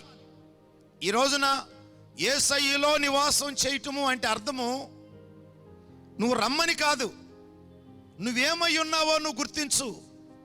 నువ్వేమై ఉన్నావు? ఆయన ద్రాక్షావల్లి, నువ్వు ద్రాక్ష తీగవు. అసలు తీగ ఎక్కడి నుంచి వచ్చింది? బయట నుంచి రాలాది, అది ద్రాక్ష చెట్టులో నుండే వచ్చింది. కనుక యేసయ్య అంటున్నాడు, మీరు నాలో నుండి వచ్చారు, మీరు ఆత్మీయ ఫలాలు ఫలించాలి. కనుక మీరు నా నుండి బయటికి వెళ్ళిపోతే మీరు ఫలించరు. నాకు వెలుపల ఉండి ఫలించాలి అని ప్రయత్నం చేయొద్దు. నేనే మీ నివాస స్థలము. మీరు నాలోనే నిలిచి ఉండండి, మీరు నాలోనే నివసించండి. కనుక దేవుని బిడ్డలారా, ఈ రోజున నువ్వు గుర్తుంచుకోవాల్సిన విషయం, నువ్వు యేసయ్యలో ఉన్నావు. మర్చిపోవద్దు. యేసయ్యలోకి రావటం కాదు. ఈ లేఖనము యేసులోకి రా అని నిన్ను ప్రోత్సహించటం లేదు. నువ్వు యేసులోనే ఉన్నావు దేవుని బిడ్డ. మర్చిపోవద్దు. ఎందుకు భయపడుతున్నావు? ఎందుకు ఆందోళన చెందుతున్నావు? నువ్వు యేసులో ఉన్నావు కదా. యేసుకి ఏమి సంభవించిందో అది నీకు సంభవించింది.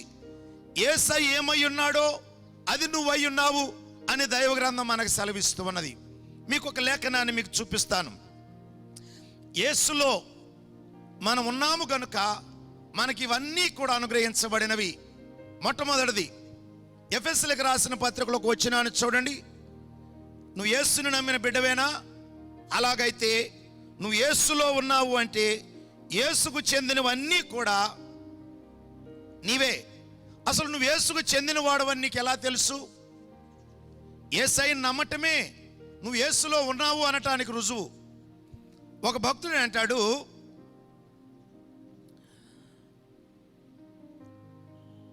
నేను పరలోకానికి వెళ్ళే ముందు నేను పరలోకానికి చెందినవాడని అనే సంగతి నాకు తెలియదు. నేను ఎప్పుడైతే పరలోకం యొక్క ద్వారములో నుండి లోపలికి వెళ్ళి ఇలా నేను వెనక్కి తిరిగి చూశానో, ఆ గోడ మీద రాసిందంట లోపల, నువ్వు ఏర్పరచబడినావు అని. అదేంటి ప్రభువా? నేను ఏర్పరచబడ్డాను ఎప్పుడు? నువ్వు భూమి పునాదులు వేయబడక మునిపే ఏర్పరచబడ్డావు. అయితే ఆ సంగతి నేను లోపలికి వెళ్ళే వరకు నాకు తెలియలేదు అంటాడు. కాబట్టి ఈ రోజున యేసయ్యను నువ్వు నమ్మావా? దేవుని బిడ్డవేనా? అయితే ఈ ఏర్పాటు ఇప్పటిది కాదు. నువ్వు యేసులో ఉన్నావు. యేసులో నువ్వు ఉన్నావు గనుక యేసయ్యను నువ్వు నమ్మావు.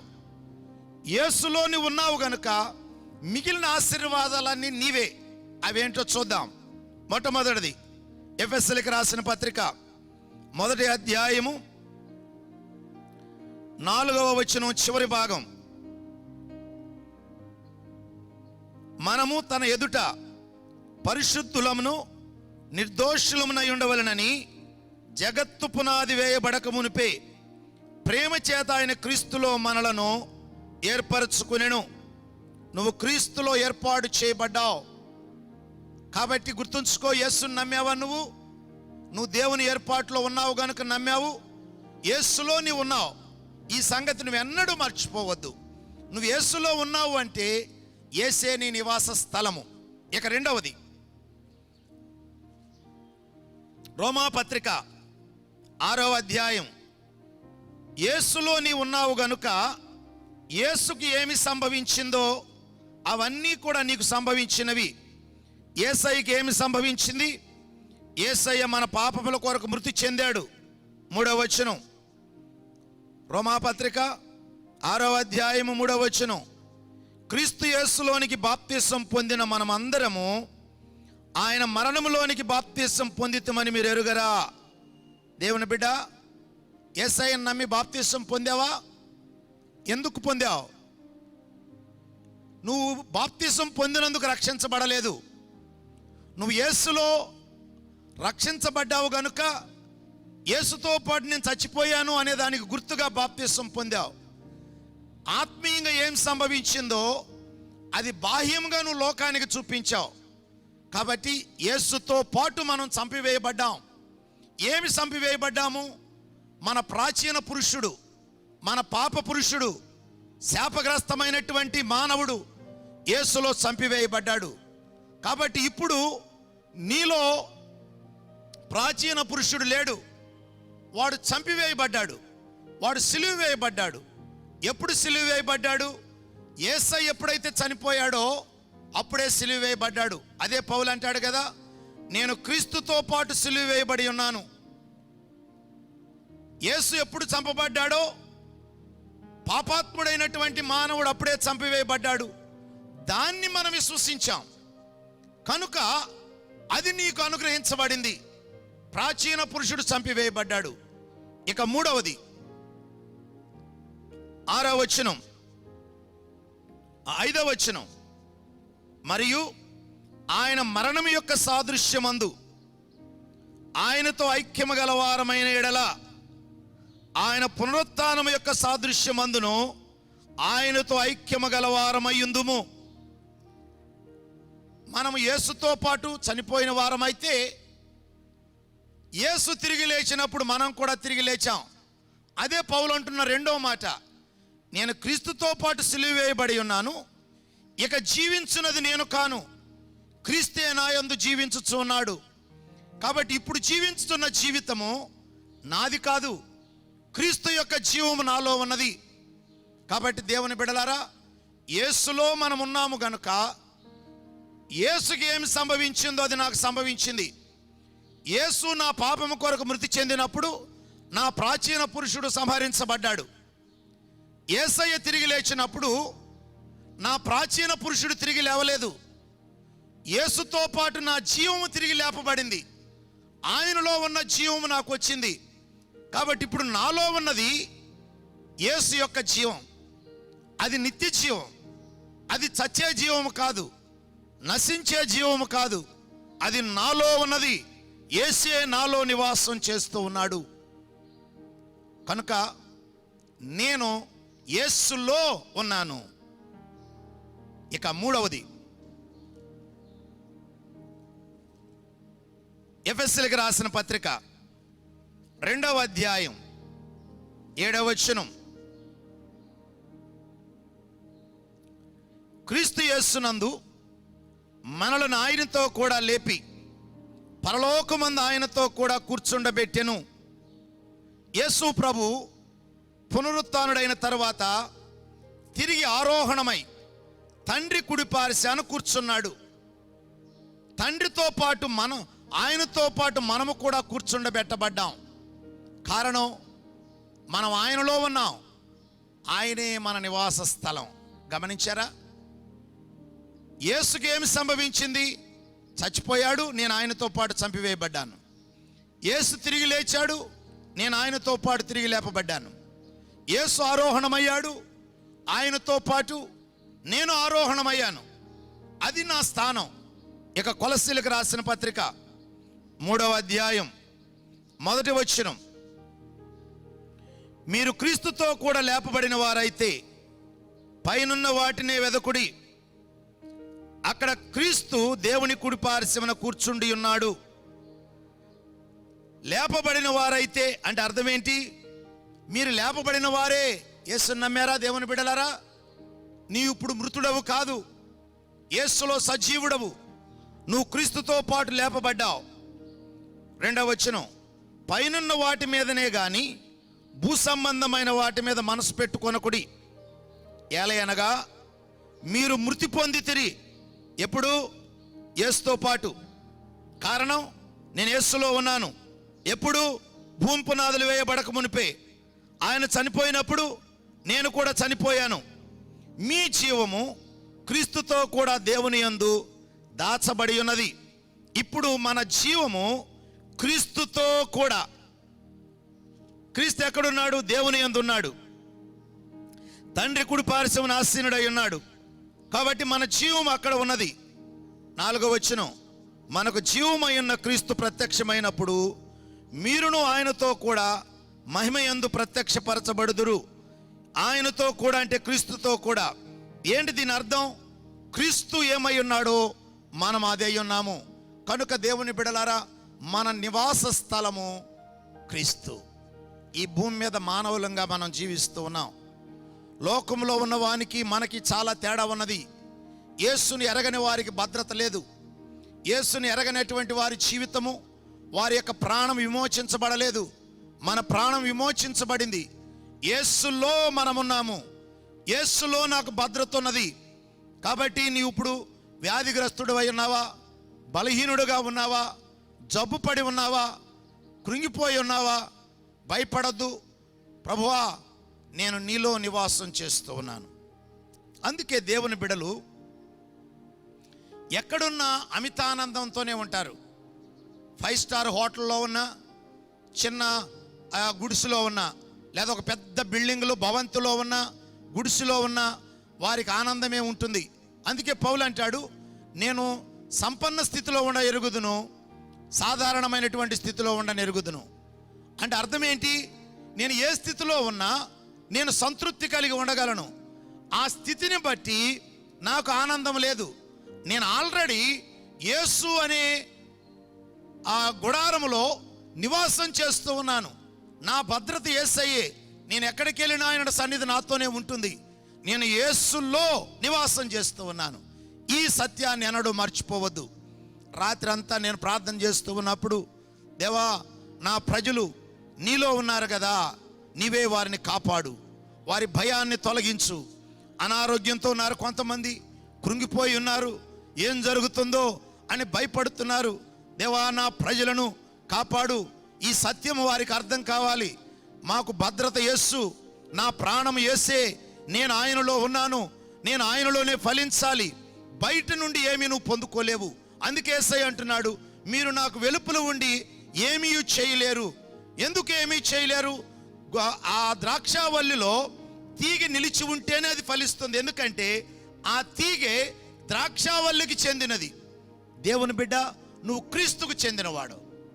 నువ్వు ఫలించాలి అంటే క్రీస్తులోనే ఫలించాలి. ఇక మీదట నువ్వు లోకంలోనికి పోవద్దు, ఇతరులను ఆశ్రయించొద్దు, ఇతర దేవుళ్ళను ఆశ్రయించొద్దు, ప్రకృతిని ఆశించొద్దు, ప్రకృతి సంబంధమైన వాటి నుంచి ఏదో పొందుకోవాలి అని ప్రయత్నం చేయొద్దు. నీ బాధ ఏంటి? నీ కష్టం ఏంటి? యేసే. అందుకే మోషే అంటున్నాడు, ప్రభువా, తరతరముల నుండి మాకు నివాస స్థలము నీవే. నీలోనే కదా మేము ఉన్నాము. నీలో ఉండటాన్ని బట్టే కదా మేము కాపాడబడ్డాము. శత్రువు మా మీదకు వచ్చినా నువ్వే కదా మమ్మల్ని కాపాడావు. మాకు ఆహారం ఇచ్చావు, ఎడారిలో ఆహారం ఇచ్చావు, మన్నాను కురిపించావు, దేవదూతలు తినే ఆహారాన్ని ఇచ్చావు. మా చెప్పులు వారు కూడా తెగిపోలేదు, మా బట్టలు మాసిపోలేదు. రాత్రి అగ్నిస్తంభంగాను పగులు మేఘస్తంభంగాను ఉన్నావు. గాలి దుమారం వచ్చినా మా దీపాలు ఆరిపోతూ ఉంటవి. అడారి ప్రాంతంలో కాగడాలు పెట్టుకున్న కాగడాలు నిలవు. అది భయంకరమైనటువంటి ఎడారి. అలాంటి ప్రాంతంలో దేవుడే అగ్నిస్తంభంగా ఉన్నాడు. నీలోనే కదా మేము సంచరించాం, మీలోనే కదా మేము నివసించాం. నీవే మా జీవాహారము, నీవే మమ్మల్ని పోషించావు. బండను చీల్చగా నీళ్లు వచ్చినవి, జీవజలం నీవే కదా. మా ప్రాణాలని కాపాడిన వాడవు నీవే కదా. మోషే ఆ సంగతి గుర్తించి అంటున్నాడు, ప్రభువా, తరతరములకు మాకు నివాస స్థలము నీవే. అవును దేవుని బిడ్డ, నీ తండ్రి ప్రభువుని నమ్ముకున్నాడా? ఆయనకి నివాస స్థలము నీ తండ్రికి దేవుడే. నీకు నివాస స్థలము నీ దేవుడే. నీ బిడ్డలకు నివాస స్థలము నీ దేవుడే. నువ్వు భయపడొద్దు. కొన్నిసార్లు మనకు అనిపిస్తుంది, నా బిడ్డల కొరకు ఏమీ సంపాదించలేదు, నా బిడ్డలకు ఇవ్వాల్సినవి ఏమీ ఇవ్వలేకపోయాను అని దుఃఖపడే తల్లిదండ్రులు ఉంటారు. దేవుని బిడ్డలారా, మీరు దుఃఖపడవలసిన అవసరం లేదు. ఎందుకంటే నువ్వు ఆశ్రయించిన దేవుడు నీకు మాత్రమే నివాస స్థలం కాదు, నీ బిడ్డలకు నివాస స్థలము, నీ మనుమ సంతానికి నివాస స్థలము. అలాగైతే ఆ నివాస స్థలములో ఉన్నటువంటి వారు ఆ నివాస స్థలమైన ఇంటిలో ఏముంటాయో అన్నీ అనుభవిస్తారు. చూడు, నీ ఇంటిలో ఉన్నటువంటి వస్తువులన్నీ నీ బిడ్డలు అనుభవిస్తారు. కొన్నిసార్లు నువ్వు చనిపోయేటప్పుడు, అయ్యో నా ఇంట్లో ఉన్న వస్తువులన్నీ ఏమైపోతాయో అనుకోవు. నా బిడ్డలు ఉన్నారు, కొన్నిసార్లు నువ్వు ఏదైనా దాచిపెడితే చనిపోయే ముందు నీ బిడ్డలను పిలిచి, పలానా చోట నేను పలానా వస్తువు పెట్టాను నాయనా, అది నీ కొరకేరా, తీసుకో అంటాం. ఎంత ఆప్యాయతతో చెబుతాం. ఆ ఇంటిలో ఉన్నటువంటి వస్తువులు కానీ దాచినవి కానీ బిడ్డలకి ఇవ్వాలనుకుంటాం. అలాగైతే నీ దేవుడు నీకు నివాస స్థలమైనప్పుడు ఆయనలో ఉన్న ఆశీర్వాదాలన్నీ నీవి, నీ బిడ్డలవి, నీ మానవ సంతానాన్ని. కనుక గుర్తుంచుకో, ఇదొక్కటి నమ్ము, దేవుడే మన నివాస స్థలం. కనుక దేవుడు అంటున్నాడు, ఇప్పుడు 91వ కీర్తనలోనికి రండి. ఎన్ని ఆశీర్వాదాలు ఇక్కడ చెప్పాడు.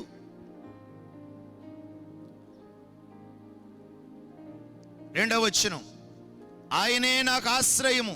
అవును, మన దేవుడు మన ఆశ్రయం, నా కోట. కోటకి చుట్టూ ప్రాకారం ఉంటుంది, అప్పుడు అది కోట అవుతుంది. అంటే దుర్భేద్యమైనది. దేవుడిలో నువ్వు ఉన్నప్పుడు శత్రువు నిన్నేమీ చేయలేడు. కాబట్టి 3వ వచనం, వేటకాడు సాతానుని యొక్క ఉరిలో నుండి ఆయన నిన్ను విడిపించును, నాశనకరమైన తెగులు రాకుండా నిన్ను రక్షించును. ఈ రోజున కరోనా బారిన పడి ఎంతోమంది దేవుని బిడ్డలు బాగుపడ్డారు, స్వస్థత పొందారు. చనిపోతారు అనుకున్న వారు బాగుపడ్డారు. సహోదరుడా, దేవుడు నిన్ను బాగు చేస్తాడు, నమ్ము, భయపడద్దు. నువ్వు యేసయ్యలో ఉన్నావు, యేసయ్యలో ఉన్న జీవము నీలో ఉన్నది. 4, ఆయన తన రెక్కలతో నిన్ను కప్పును, ఆయన రెక్కల క్రింద నీకు ఆశ్రయం కలుగును. ఆయన సత్యము కేడెమును డాలునై ఉన్నది. దేవుని వాక్యమే సత్యము, కేడెమది. షీల్డ్ అని ఉంటుంది ఇంగ్లీష్లో. డాలు అంటే అది నీ కవచము. అలాగే శత్రువు నీ మీద బాణాలు వేసినప్పుడు అడ్డు పెట్టేటువంటి డాలు ఆయన సత్యము. కొన్ని ఇంగ్లీష్ వెర్షన్స్లో హిస్ ఫెయిత్ఫుల్నెస్ అని ఉంటుంది. సత్యము లేక ఆయన నమ్మకత్వము అంటే దేవుడు నమ్మదగిన వాడు. మర్చిపోవద్దు, మనము అనేక సార్లు అపనమ్మకస్తులం అవుతాం, కానీ దేవుడు నమ్మదగిన వాడు. దేవుని బిడ్డ, దేవుడు నిన్ను ప్రేమిస్తున్నాడు, నమ్ము ఆయన్ని, ఆయన నమ్మదగిన వాడు. రాత్రి వేళ కలుగు భయమునకైనను, పగటి వేళ ఎగురు బాణమునకైనను, చీకటిలో సంచరించు తెగులునకైనను, మధ్యాహ్నమందు పాడు చేయ రోగమునకైనను నీవు భయపడకుందువు. కీడు రావచ్చు, భయపడద్దు. నీ దేవుడు నిన్ను లేవనెత్తుతాడు, నిన్ను కాపాడుతాడు. ఆ తెగులును దేవుడు నీ యొద్ద నుంచి పారదోలుతాడు. యేసు నామములో నీ కుటుంబానికి కలిగే ప్రతి తెగులు పారదోలబడును గాక. బలహీనులారా, యేసు నామములో బాగుపడండి. ప్రతి విధమైన కరోనా వైరస్సు యేసు నామములో నీ దేహాన్ని విడిచి ఇప్పుడే పోవునుగాక. దేవుని యొక్క అదృశ్య హస్తము నీకు తోడయుండునుగాక. తన యొక్క మహిమ కలిగినటువంటి వెలుగు నీ చుట్టూ కవచముగా ఉండునుగాక. దేవుని బిడ్డలారా, దేవుని యొక్క కాపుదల్లో ఉండండి. దేవుడు నీకు తోడై ఉన్నాడు. నీ ప్రక్కన 1000 మంది పడినను, 7వ వచనం, నీ కుడి ప్రక్కన 10,000 మంది కూలినను అపాయము నీ యొద్దకు రాదు. నీ కనులారా చూచుచుండగా భక్తిహీనులకు ప్రతిఫలం కలుగును. అయితే 9వ వచనం, నీకు కారణం, నీకు ఆశీర్వాదం, భద్రత ఉండటానికి కారణం ఏంటి? యెహోవా నీవే నా ఆశ్రయము అని నీవు మహోన్నతుడైన దేవుని నీకు నివాస స్థలముగా చేసుకున్నావు. దేవుడు నీకు ఇల్లు, నివాస స్థలం. ఎంత గంభీరంగా ఇంగ్లీష్లో ద డ్వెల్లింగ్ ప్లేస్ అని ఉంటుంది. డ్వెల్లింగ్ ప్లేస్, మన గూడు, మనం నివసించే ఇల్లు, డ్వెల్లింగ్ ప్లేస్. అవును, సొంత ఇళ్ళు ఉన్నవారు ఎంత ఆనందంతో ఉంటారో చూడండి. అద్దిల్లు ఉన్నవాళ్ళు అది కట్టాలి, వెళ్ళిపోవాలి. అందుకే చాలామంది చిన్నదైనా పర్వాలేదు సార్, నాకు సొంత ఇల్లు ఉంటే బాగుండు. ఎందుకంటే అక్కడ మనకు స్వతంత్రత ఉంటుంది. ఏదైనా రిపేర్ చేసుకున్నాం అనుకో, సంతృప్తిగా ఆనందంగా చేసుకుంటాం, సంతృప్తి చెందుతాం. ఇంకా కొంచెం ఒక ఫ్యాను వేసుకోవాలనుకో, చక్కగా వేసుకుంటాం. కలర్ వేసుకోవాలంటే కలర్ ఆనందంతో వేసుకుంటాం, మన సొంత ఇల్లు కాబట్టి. అది మాకే ఉంటుంది కదా అనే ఆనందం. అక్కడ భద్రత, భక్తుడు అంటున్నాడు, దేవుడు అంటున్నాడే మాట, యెహోవా నీవే నా ఆశ్రయము అని, నీవు మహోన్నతుడైన దేవుని నీకు నివాస స్థలముగా చేసుకున్నావు. కాబట్టి నీకు అపాయమేమీ రాదు, ఏ తెగులును నీ గుడారం సమీపించదు. నీ మార్గములన్నిటిలో నిన్ను కాపాడుటకు ఆయన నిన్ను గూర్చి తన దూతలకు ఆజ్ఞాపించును.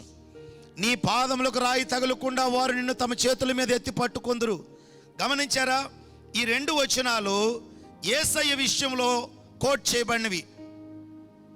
సాతానుడు కోట్ చేశాడు, నీ పాదములకు రాయి తగలదు కదా, ఈ కొండ మీద నుంచి దూకు అని సాతానుడు యేసయ్యను శోధించినప్పుడు, అంటే దీని అర్థము యేసయ్య తండ్రిని ఆశ్రయించాడు. నా తండ్రే నాకు నివాస స్థలం అనుకున్నాడు యేసయ్య. అలాగైతే మన నివాస స్థలం ఎవరు? యేసే మన నివాస స్థలం, మన ఇల్లు. మనం ఆయనలో ఉన్నాం. కేవలం ఆయన్ని తాగటం కాదు, ఆయన తినటం కాదు, ఆయన్ని మనము ఊపిరి తీసుకోవటం కాదు. It is not just breathing, ఆయనలో ఉండటం మనం, ఆయనే. అంతేకాదు, ఇక 2వ షరతు, అతడు నన్ను ప్రేమించుచున్నాడు గనుక నేను అతన్ని తప్పించేదను. దేవుని బిడ్డ, నువ్వు యేసుని ప్రేమిస్తున్నావా? అంతే చాలు. యేసయ్యా నువ్వంటే నాకు ప్రేమ, నీ సన్నిధి అంటే నాకు ప్రేమ. మీ అందరూ ప్రతిరోజు జరిగే ప్రార్థనలకు వస్తున్నారు, ఆదివారం అయింది 8:30కు వచ్చేస్తున్నారు. యేసయ్య అంటే నీకు ప్రేమ, అంతే చాలు. దేవుని బిడ్డ, నువ్వు ప్రేమిస్తున్నావా? దేవుడు నిన్ను కాపాడుతాడు. నమ్ము. మనం మానవ మాత్రులం, దేవుని కొరకు ఏ ఘనకార్యాలు చేయగలం, కానీ దేవుణ్ణి ప్రేమించగలం. చూడండి, చిన్న బిడ్డ తల్లిని ప్రేమిస్తుంది, పెద్దవాడు ప్రేమిస్తాడు, చిన్న పసికందు ప్రేమిస్తుంది. తల్లిదండ్రులు పెద్దవాడు చేసే పనిని బట్టి ఆనందపడవచ్చు, కానీ ఎక్కువగా ఆనందం దేని బట్టి కలుగుతుందంటే చిన్న బిడ్డ లాగా ప్రేమించటం. మా అమ్మ అంటాడు పిల్లోడు. కొన్నిసార్లు రేయ్ ఎందుకు మీ అమ్మ ఒళ్ళ నుంచి కిందకి రా అంటే వాడు ఏమంటాడు తెలుసా? మా అమ్మ అంటాడు. ఏంటి వాడి నమ్మకం? మా అమ్మ నన్ను కాపాడుతుంది, మా అమ్మ అంటే నాకు ఇష్టం. అది దేవుడు అంటే మనకిష్టం, మన ప్రేమ. ఆయనే నా తండ్రి, అతడు నా నామమును ఎరిగిన వాడు గనుక నేను అతన్ని ఘనపరిచెదను. యేసు నామము గొప్ప నామం, ఉన్నత నామం. ఆయన నామమును ఎరగటం అంటే ఆయన ఎరగటం, ఆయన గుణాన్ని ఎరగటం. నీ దేవుడు నమ్మదగిన వాడు కనుక నువ్వు అది ఎరగటమే చాలు. ఆయన నిన్ను ఘనపరుస్తాడు. నా దేవుడున్నాడు నా పక్షాన. అంతేకాదు 15వ వచనంలో, నీ కష్టకాలంలో ఆయనకు మొర్రపెట్టు, నీకు ఉత్తరం ఇస్తాడు. ఎలాగూ? శ్రమలో నీకు అతడు తోడై ఉంటాడు. దేవుడు అంటున్నాడు, శ్రమలో నేను అతనికి తోడై ఉండేదను, అతన్ని విడిపించి అతన్ని గొప్ప చేసేదను. దీర్ఘాయువు చేత దేవుడు నీకు దీర్ఘాయువు అనుగ్రహిస్తాడు. అతను తృప్తిపరిచెదను. దేవుడు అసంతృప్తిగా నిన్ను చేసేవాడు కాదు. దేవుని బిడ్డలారా, తృప్తిపరుస్తాడు నిన్ను. కొంతమందికి ఎక్కువ కాలం బ్రతకాలి అని ఆశ ఉంటుంది. అవును, బ్రతకాలి. మనం వెళ్ళేటువంటి లోకము తిరిగి రానటువంటి లోకం. ఈ భూమి మీద ఉండంగానే దేవుని కొరకు మనం ఏదో ఒక కార్యం చేయాలి, దేవుని మహిమ కొరకు బ్రతకాలి. నాకు చాలా ఆశ ఉన్నది. దైవ గ్రంథంలో ఉన్న కొన్ని పుస్తకాలు టీచ్ చేయాలని, లేక వాటిని గురించి వ్యాఖ్యానాలు రాయాలని కూడా నాకు ఆశ ఉన్నది. నాలో ఉన్నటువంటి దేవుడు అనుగ్రహించిన ప్రత్యక్షతలు, దైవ జ్ఞానం నాతో నశించడం నాకు ఇష్టం లేదు. అది పేపర్ మీద పెట్టాలి, లేకపోతే ఇలాగూ యూట్యూబ్స్ ద్వారా అనేకమైన వర్తమానాలు ఇస్తూ ఉన్నాం. ఏదో ఒక కథలు చెప్పి నేను ముగించగలను, కానీ నాకు అది ఇష్టం లేదు. దేవుని గ్రంథము జీవ గ్రంథం. ఇది మనిషిని బ్రతికించేటువంటి గ్రంథం. ఈ జీవ వాక్కులు లోకానికి అందాలి. కాబట్టి మనము దీర్ఘాయుష్యమంతులు అవటం అనేది దేవుని యొక్క ఇష్టం. అది నీ కోరిక అయినప్పుడు అది నీ నుంచి ఎన్నడూ దేవుడు తొలగించడు. నిన్ను దీర్ఘాయుష్యమంతుని చేసి నిన్ను సంతృప్తి పరుస్తాడు. ఎందుకంటే ఆయన నీ తండ్రి. నువ్వు ఆయనలో నివాసం చేస్తూ ఉన్నావు. ఆయనే మన భద్రత. మనం ఉంటున్న ఇల్లు కాదు మన భద్రత. మనం ప్రయాణం చేస్తున్న కారు కాదు మన భద్రత. నేను కారులో వెళ్ళినా నన్ను భద్రపరిచేవాడు దేవుడు. నా ప్రయాణంలో భద్రత ఆయనే. నేనుంటున్న ఇంటిలో భద్రత ఆయనే, నా ప్రాణాన్ని కాపాడేవాడు ఆయనే, నన్ను పోషించేవాడు ఆయనే.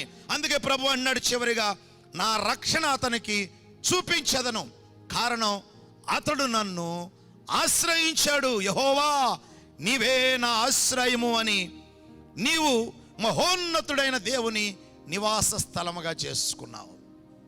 దేవుని బిడ్డ, దేవుడే నీ నివాస స్థలమా? దేవుడే నీ ఇల్లా? ఆయనలోనే ఉన్నావా? అవును, ఇది వాస్తవమే. యేసుని నమ్మావు కదా, నువ్వు ఆయనలో ఉన్నావు, ఇది నమ్ము. ఈ రోజున క్వారంటైన్లో ఉన్నావా, రోగివై, నీ భద్రత అది కాదు. నువ్వు యేసయ్యలో ఉన్నావు, నువ్వు నివాస స్థలం ఆయనే. దేవా, నువ్వు నా చుట్టూ ఉన్నావు, నువ్వే నా కవచం, నీవే నా భద్రత, నా ప్రాణం నీలో ఉన్నది, నన్ను కాపాడువాడవు నీవు, నీలో నాకు క్షేమం ఉన్నది, నీకు వందనాలు, నీకే మహిమ, నీకే ఘనత అని ప్రభువుకి కృతజ్ఞతలు తెలియచి, సహోదరుడా, సహోదరి, భయపడద్దు, దేవుడు నీ నివాస స్థలం. తలలు వంచండి, ప్రార్థిస్తాం. హల్లెలూయా. అందరం ప్రార్థన చేద్దాం. యేసయ్యా, నీవు నా నివాస స్థలం, నీవే నా నివాస స్థలం. హల్లెలూయా, హల్లెలూయా. నీవు నా నివాస స్థలం. దేవుని బిడ్డ, ఈ రోజున యేసయ్యను నువ్వు నమ్మేవంటే అర్థం ఏంటో తెలుసా? భూమి పునాదులు వేయబడక మునిపే యేసులో నువ్వు ఏర్పాటు చేయబడ్డావు. దేవుడు నిన్ను కనికరించాడు. యేసయ్య దగ్గరికి నువ్వు ఈ రోజున వచ్చి ఉండొచ్చు, లేక సంవత్సరం క్రితం యేసయ్య నువ్వు నమ్మి ఉండొచ్చు. సంవత్సరం క్రితమైనా నువ్వు యేసయ్యను నమ్మటానికి కారణం ఏంటంటే, యేసయ్యలో భూమి పునాదులు వేయబడక మునిపే నువ్వు ఏర్పాటు చేయబడ్డావు. కనుక యేసుకు ఏమి సంభవించిందో అది నీకు సంభవించింది. ద్రాక్షావల్లి అది ఒక చెట్టు, కొమ్మ దానిలో నుండే బయటకు వస్తుంది. తీగె ద్రాక్షావల్లిలో నిలిచి ఉంటేనే తప్ప అది ఎలాగూ ఫలించదో అంటంలో ఉద్దేశం, ఒక కొమ్మను తీసుకొచ్చి ద్రాక్షావల్లిలో కట్టండి అని కాదు ప్రభు చెప్పేది. ద్రాక్షావల్లిలో నుండే తీగ వచ్చింది కనుక దాని సారము దాంట్లోనే ఉంటుంది. కనుక ఆ తీగ బయటికి వెళితే ఫలించదు, దాంట్లో ఉంటేనే ఫలిస్తుంది అని యేసయ్య అర్థం. అలాగే దేవుని బిడ్డలారా, నువ్వు భూలోకంలో ఎక్కడా ఫలించలేవు. ఎందుకంటే నువ్వు యేసుకు చెందిన వాడవు. భూమి పునాదులు వేయబడక మునిపే యేసులో నీవు ఉన్నావు. యేసయ్యలో నీవు చనిపోయావు, యేసయ్యలో నువ్వు తిరిగి లేచావు, యేసయ్యతో పాటు నువ్వు ఆరోహణమయ్యావు, యేసయ్యలో నీ ప్రాణము దాచబడి ఉన్నది. కనుక ఫలము అనేది కూడా అక్కడి నుంచే రావాలి. ఈ సత్యాన్ని నువ్వు గ్రహించు, అంతే. నువ్వు గ్రహించినట్లయితే నువ్వు నిలిచి ఉంటావు. దేవా, నీవే కదా నా నివాస స్థలము అని యేసయ్యలో నువ్వు ఆనందపడతావు. లోకము నన్నేమి చేయగలదు, శత్రువు నన్నేమి చేయగలడు? యేసులో నేనున్నాను, యేసే నా నివాస స్థలం. చూడండి, కొంతమంది గట్టిగా భవంతులు కట్టుకున్నవారు తుఫాను వచ్చినా భయపడరు, మా ఇల్లు పడిపోదు అనుకుంటారు కదా. అలాగే యేసే నీ ఇల్లు అయినప్పుడు నీకేమి భయం? యేసే కదా నీ ఇల్లు. దేవుడే నీ dwelling place. He is your dwelling place. ఆయనే నీ నివాస స్థలము. దేవుని బిడ్డ, అలాగే ఒకవేళ నీ బిడ్డలు దూరంగా ఉన్నారా, వారింటున్న ఇల్లు చిన్న ఇల్లా, లేక వారింటున్న ఇల్లు పెద్ద ఇల్లా, అది కాదు. వారు యేసయ్యలో ఉన్నారా, ఏమీ భయపడొద్దు. దేవుడే వారి ఇల్లు. వారు ఎక్కడున్నా దేవుని భద్రత వారు చుట్టూ ఉంటుంది. కనుక నీ బిడ్డలకు నివాస స్థలం ఎవరు? మోషే అనుభవంతో చెప్పాడు. He was a law giver. అతడు ధర్మశాస్త్రం ఇచ్చినవాడు మోషే. అయినా దేవుని యొక్క నివాస స్థలాన్ని గుర్తించాడు. Yesayya grace giver.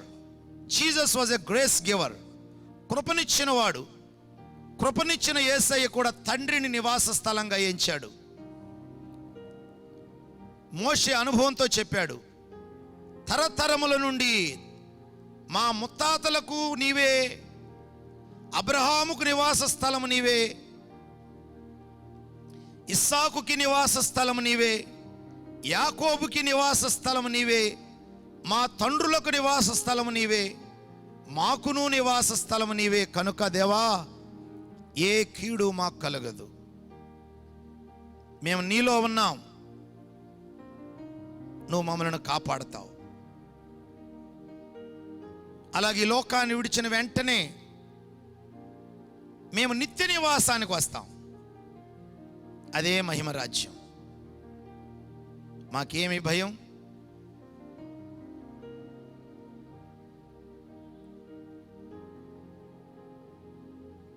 Yes father. ప్రార్థిస్తాం.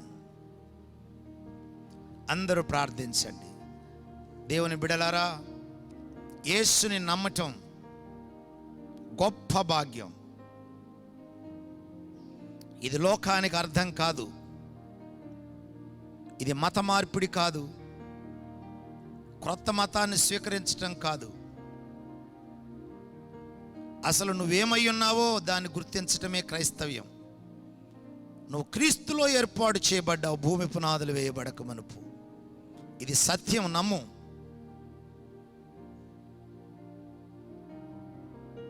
నువ్వెక్కడికి తప్పించుకుపోలేవు. యేసయ్య నిన్ను పట్టుకున్నాడు. కారణం నువ్వు ద్రాక్షావల్లికి చెందినవాడవు. నీ ఫలం అక్కడే ఉంది. యేసయ్యకి వెలుపులు నువ్వెన్నడూ ఫలించవు. నువ్వు గుర్తించే వరకు ఫలాలు పొందుకోలేవు. గుర్తించు. నీ తండ్రి ఇంట చాలా నివాసాలు ఉన్నవి. నీ తండ్రి ఇంటిలో గొప్ప ఆస్తి ఉన్నది. కానీ ఆ సంగతి నీకు తెలియనంత వరకు బికారిగా తిరుగుతావు, భిక్షమెత్తుకుంటావు. ఎవడో చెబుతాడు, నాయనా నీ తాతదా ఆస్తిరా, ఇదంతా వేరే వాళ్ళు అనుభవిస్తున్నారు, అసలు నీది.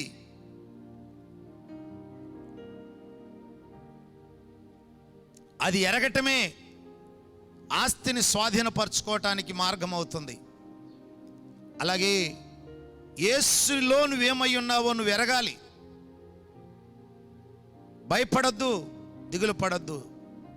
మోకరించండి, చిన్న ప్రార్థన చేయండి. యేసయ్యా, నేను నీలో ఉన్నాను.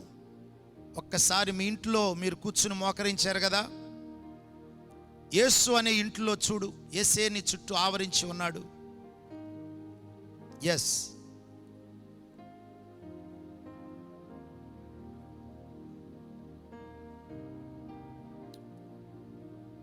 మాకు నివాస స్థలము నీవే,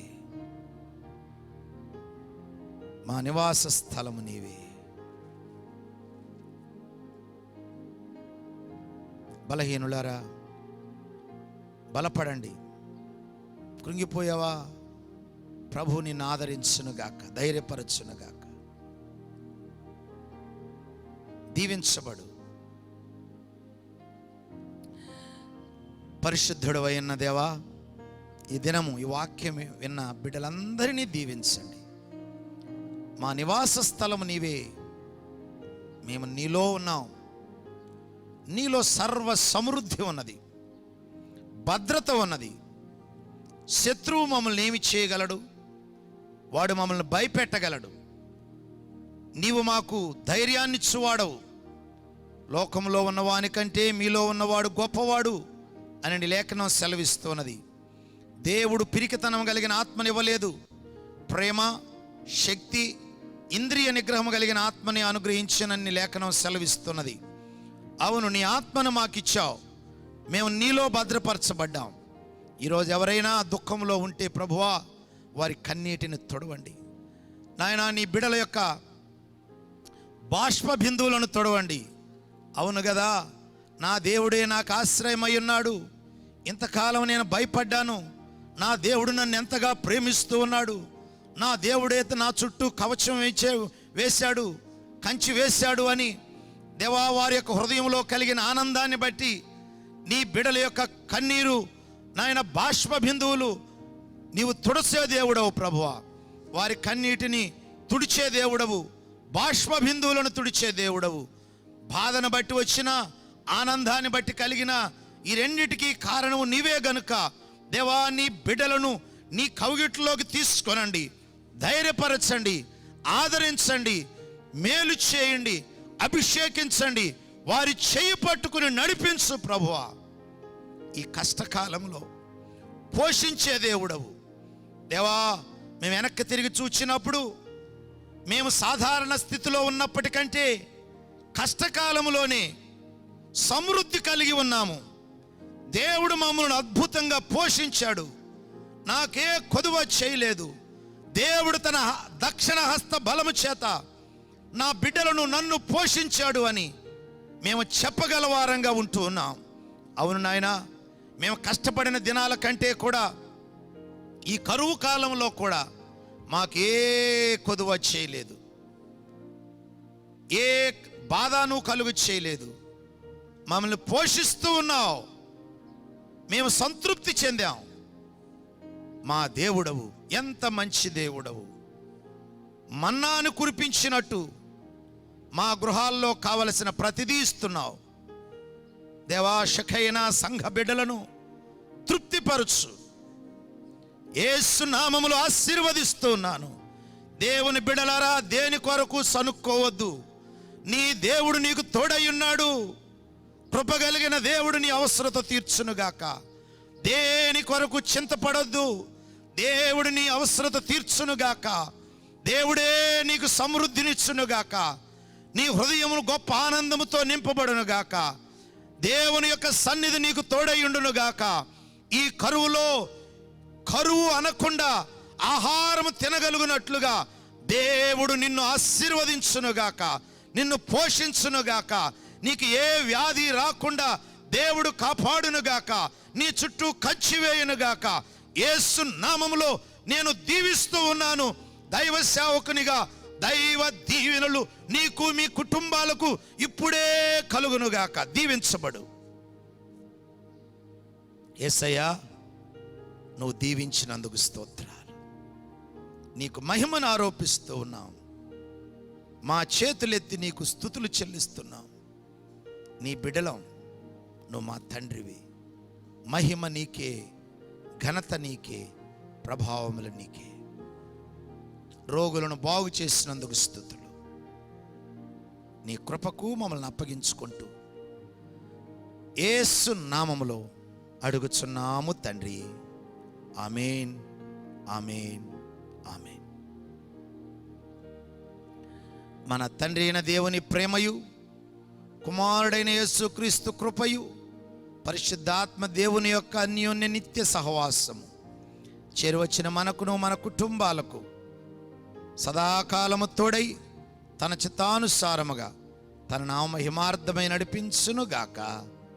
ఆమేన్, ఆమేన్, ఆమేన్. అందరికీ వందనాలు. కొన్ని అనౌన్స్మెంట్స్ వినండి. మీరు కానుకలు పంపించాలనుకునేవారు ఆ క్యూఆర్ కోడ్ ఉపయోగించవచ్చు, లేక నా సెల్ నంబర్ కానీ 98490444852 98490444852 గూగుల్ పే కానీ లేకపోతే ఫోన్పే ద్వారా పంపించవచ్చు, లేకపోతే మన అకౌంట్ నంబర్ ఉన్నది దానికి పంపవచ్చు. ఎవరైనా క్రొత్త వారు ఉన్నట్లయితే మీరు మీ పేరు, మీ సెల్ నంబరు మాకు పంపిస్తే అది గ్రూప్లో యాడ్ చేయబడుతుంది. షకైనా ప్రోగ్రామ్స్ మీకు తెలుస్తాయి. ఇక రెండవది, దేవుని చిత్తమైతే సెప్టెంబర్ ఆఖరికి మనం చర్చి తెరుస్తాము. ప్రార్థన చేయండి. దేవుని యొక్క కృప కొరకు దేవుడు అద్భుతాలు చేస్తాడు. ఈ కరోనాని దేవుడు తొలగిస్తాడు. ఇక మూడవది, మనం ప్రకటన గ్రంథ ధ్యానాలు ఉన్నవి అయితే సోమవారం నుండి రేపు నెక్స్ట్ వీక్ వాస్తవంగా నేను హైదరాబాదు కానీ విజయవాడ కానీ వెళ్ళే పరిస్థితి ఉన్నది. ఈ ల్యాండ్స్ కొరకు, అలాగే బిల్డింగ్లు కాంట్రాక్టర్కి ఇవ్వాలి, అది డిస్టిక్కి సంబంధించిన విషయాలు. ఇవన్నీ మన సంఘానికి చెందినవి కావు. అయినా దేవుడు నాకు అప్పగించిన బాధ్యతలు కనుక మరి నా ప్రయాణాల కొరకు ప్రార్థించండి. ఒకవేళ ఈ వారం నేను వెళ్ళకపోతే మీకు గ్రూపులో పెడతాం ఈ ప్రకటన గ్రంథ ధ్యానాలు. నేను వెళ్ళకపోతే ప్రకటన గ్రంథ ధ్యానాలు 8 గంటలకి ఉంటాయి. ఈ విషయాన్ని జ్ఞాపకం ఉంచుకోండి. గ్రూప్ చూస్తూ ఉండండి, మీ గ్రూప్లో తెలుస్తుంది. God bless you.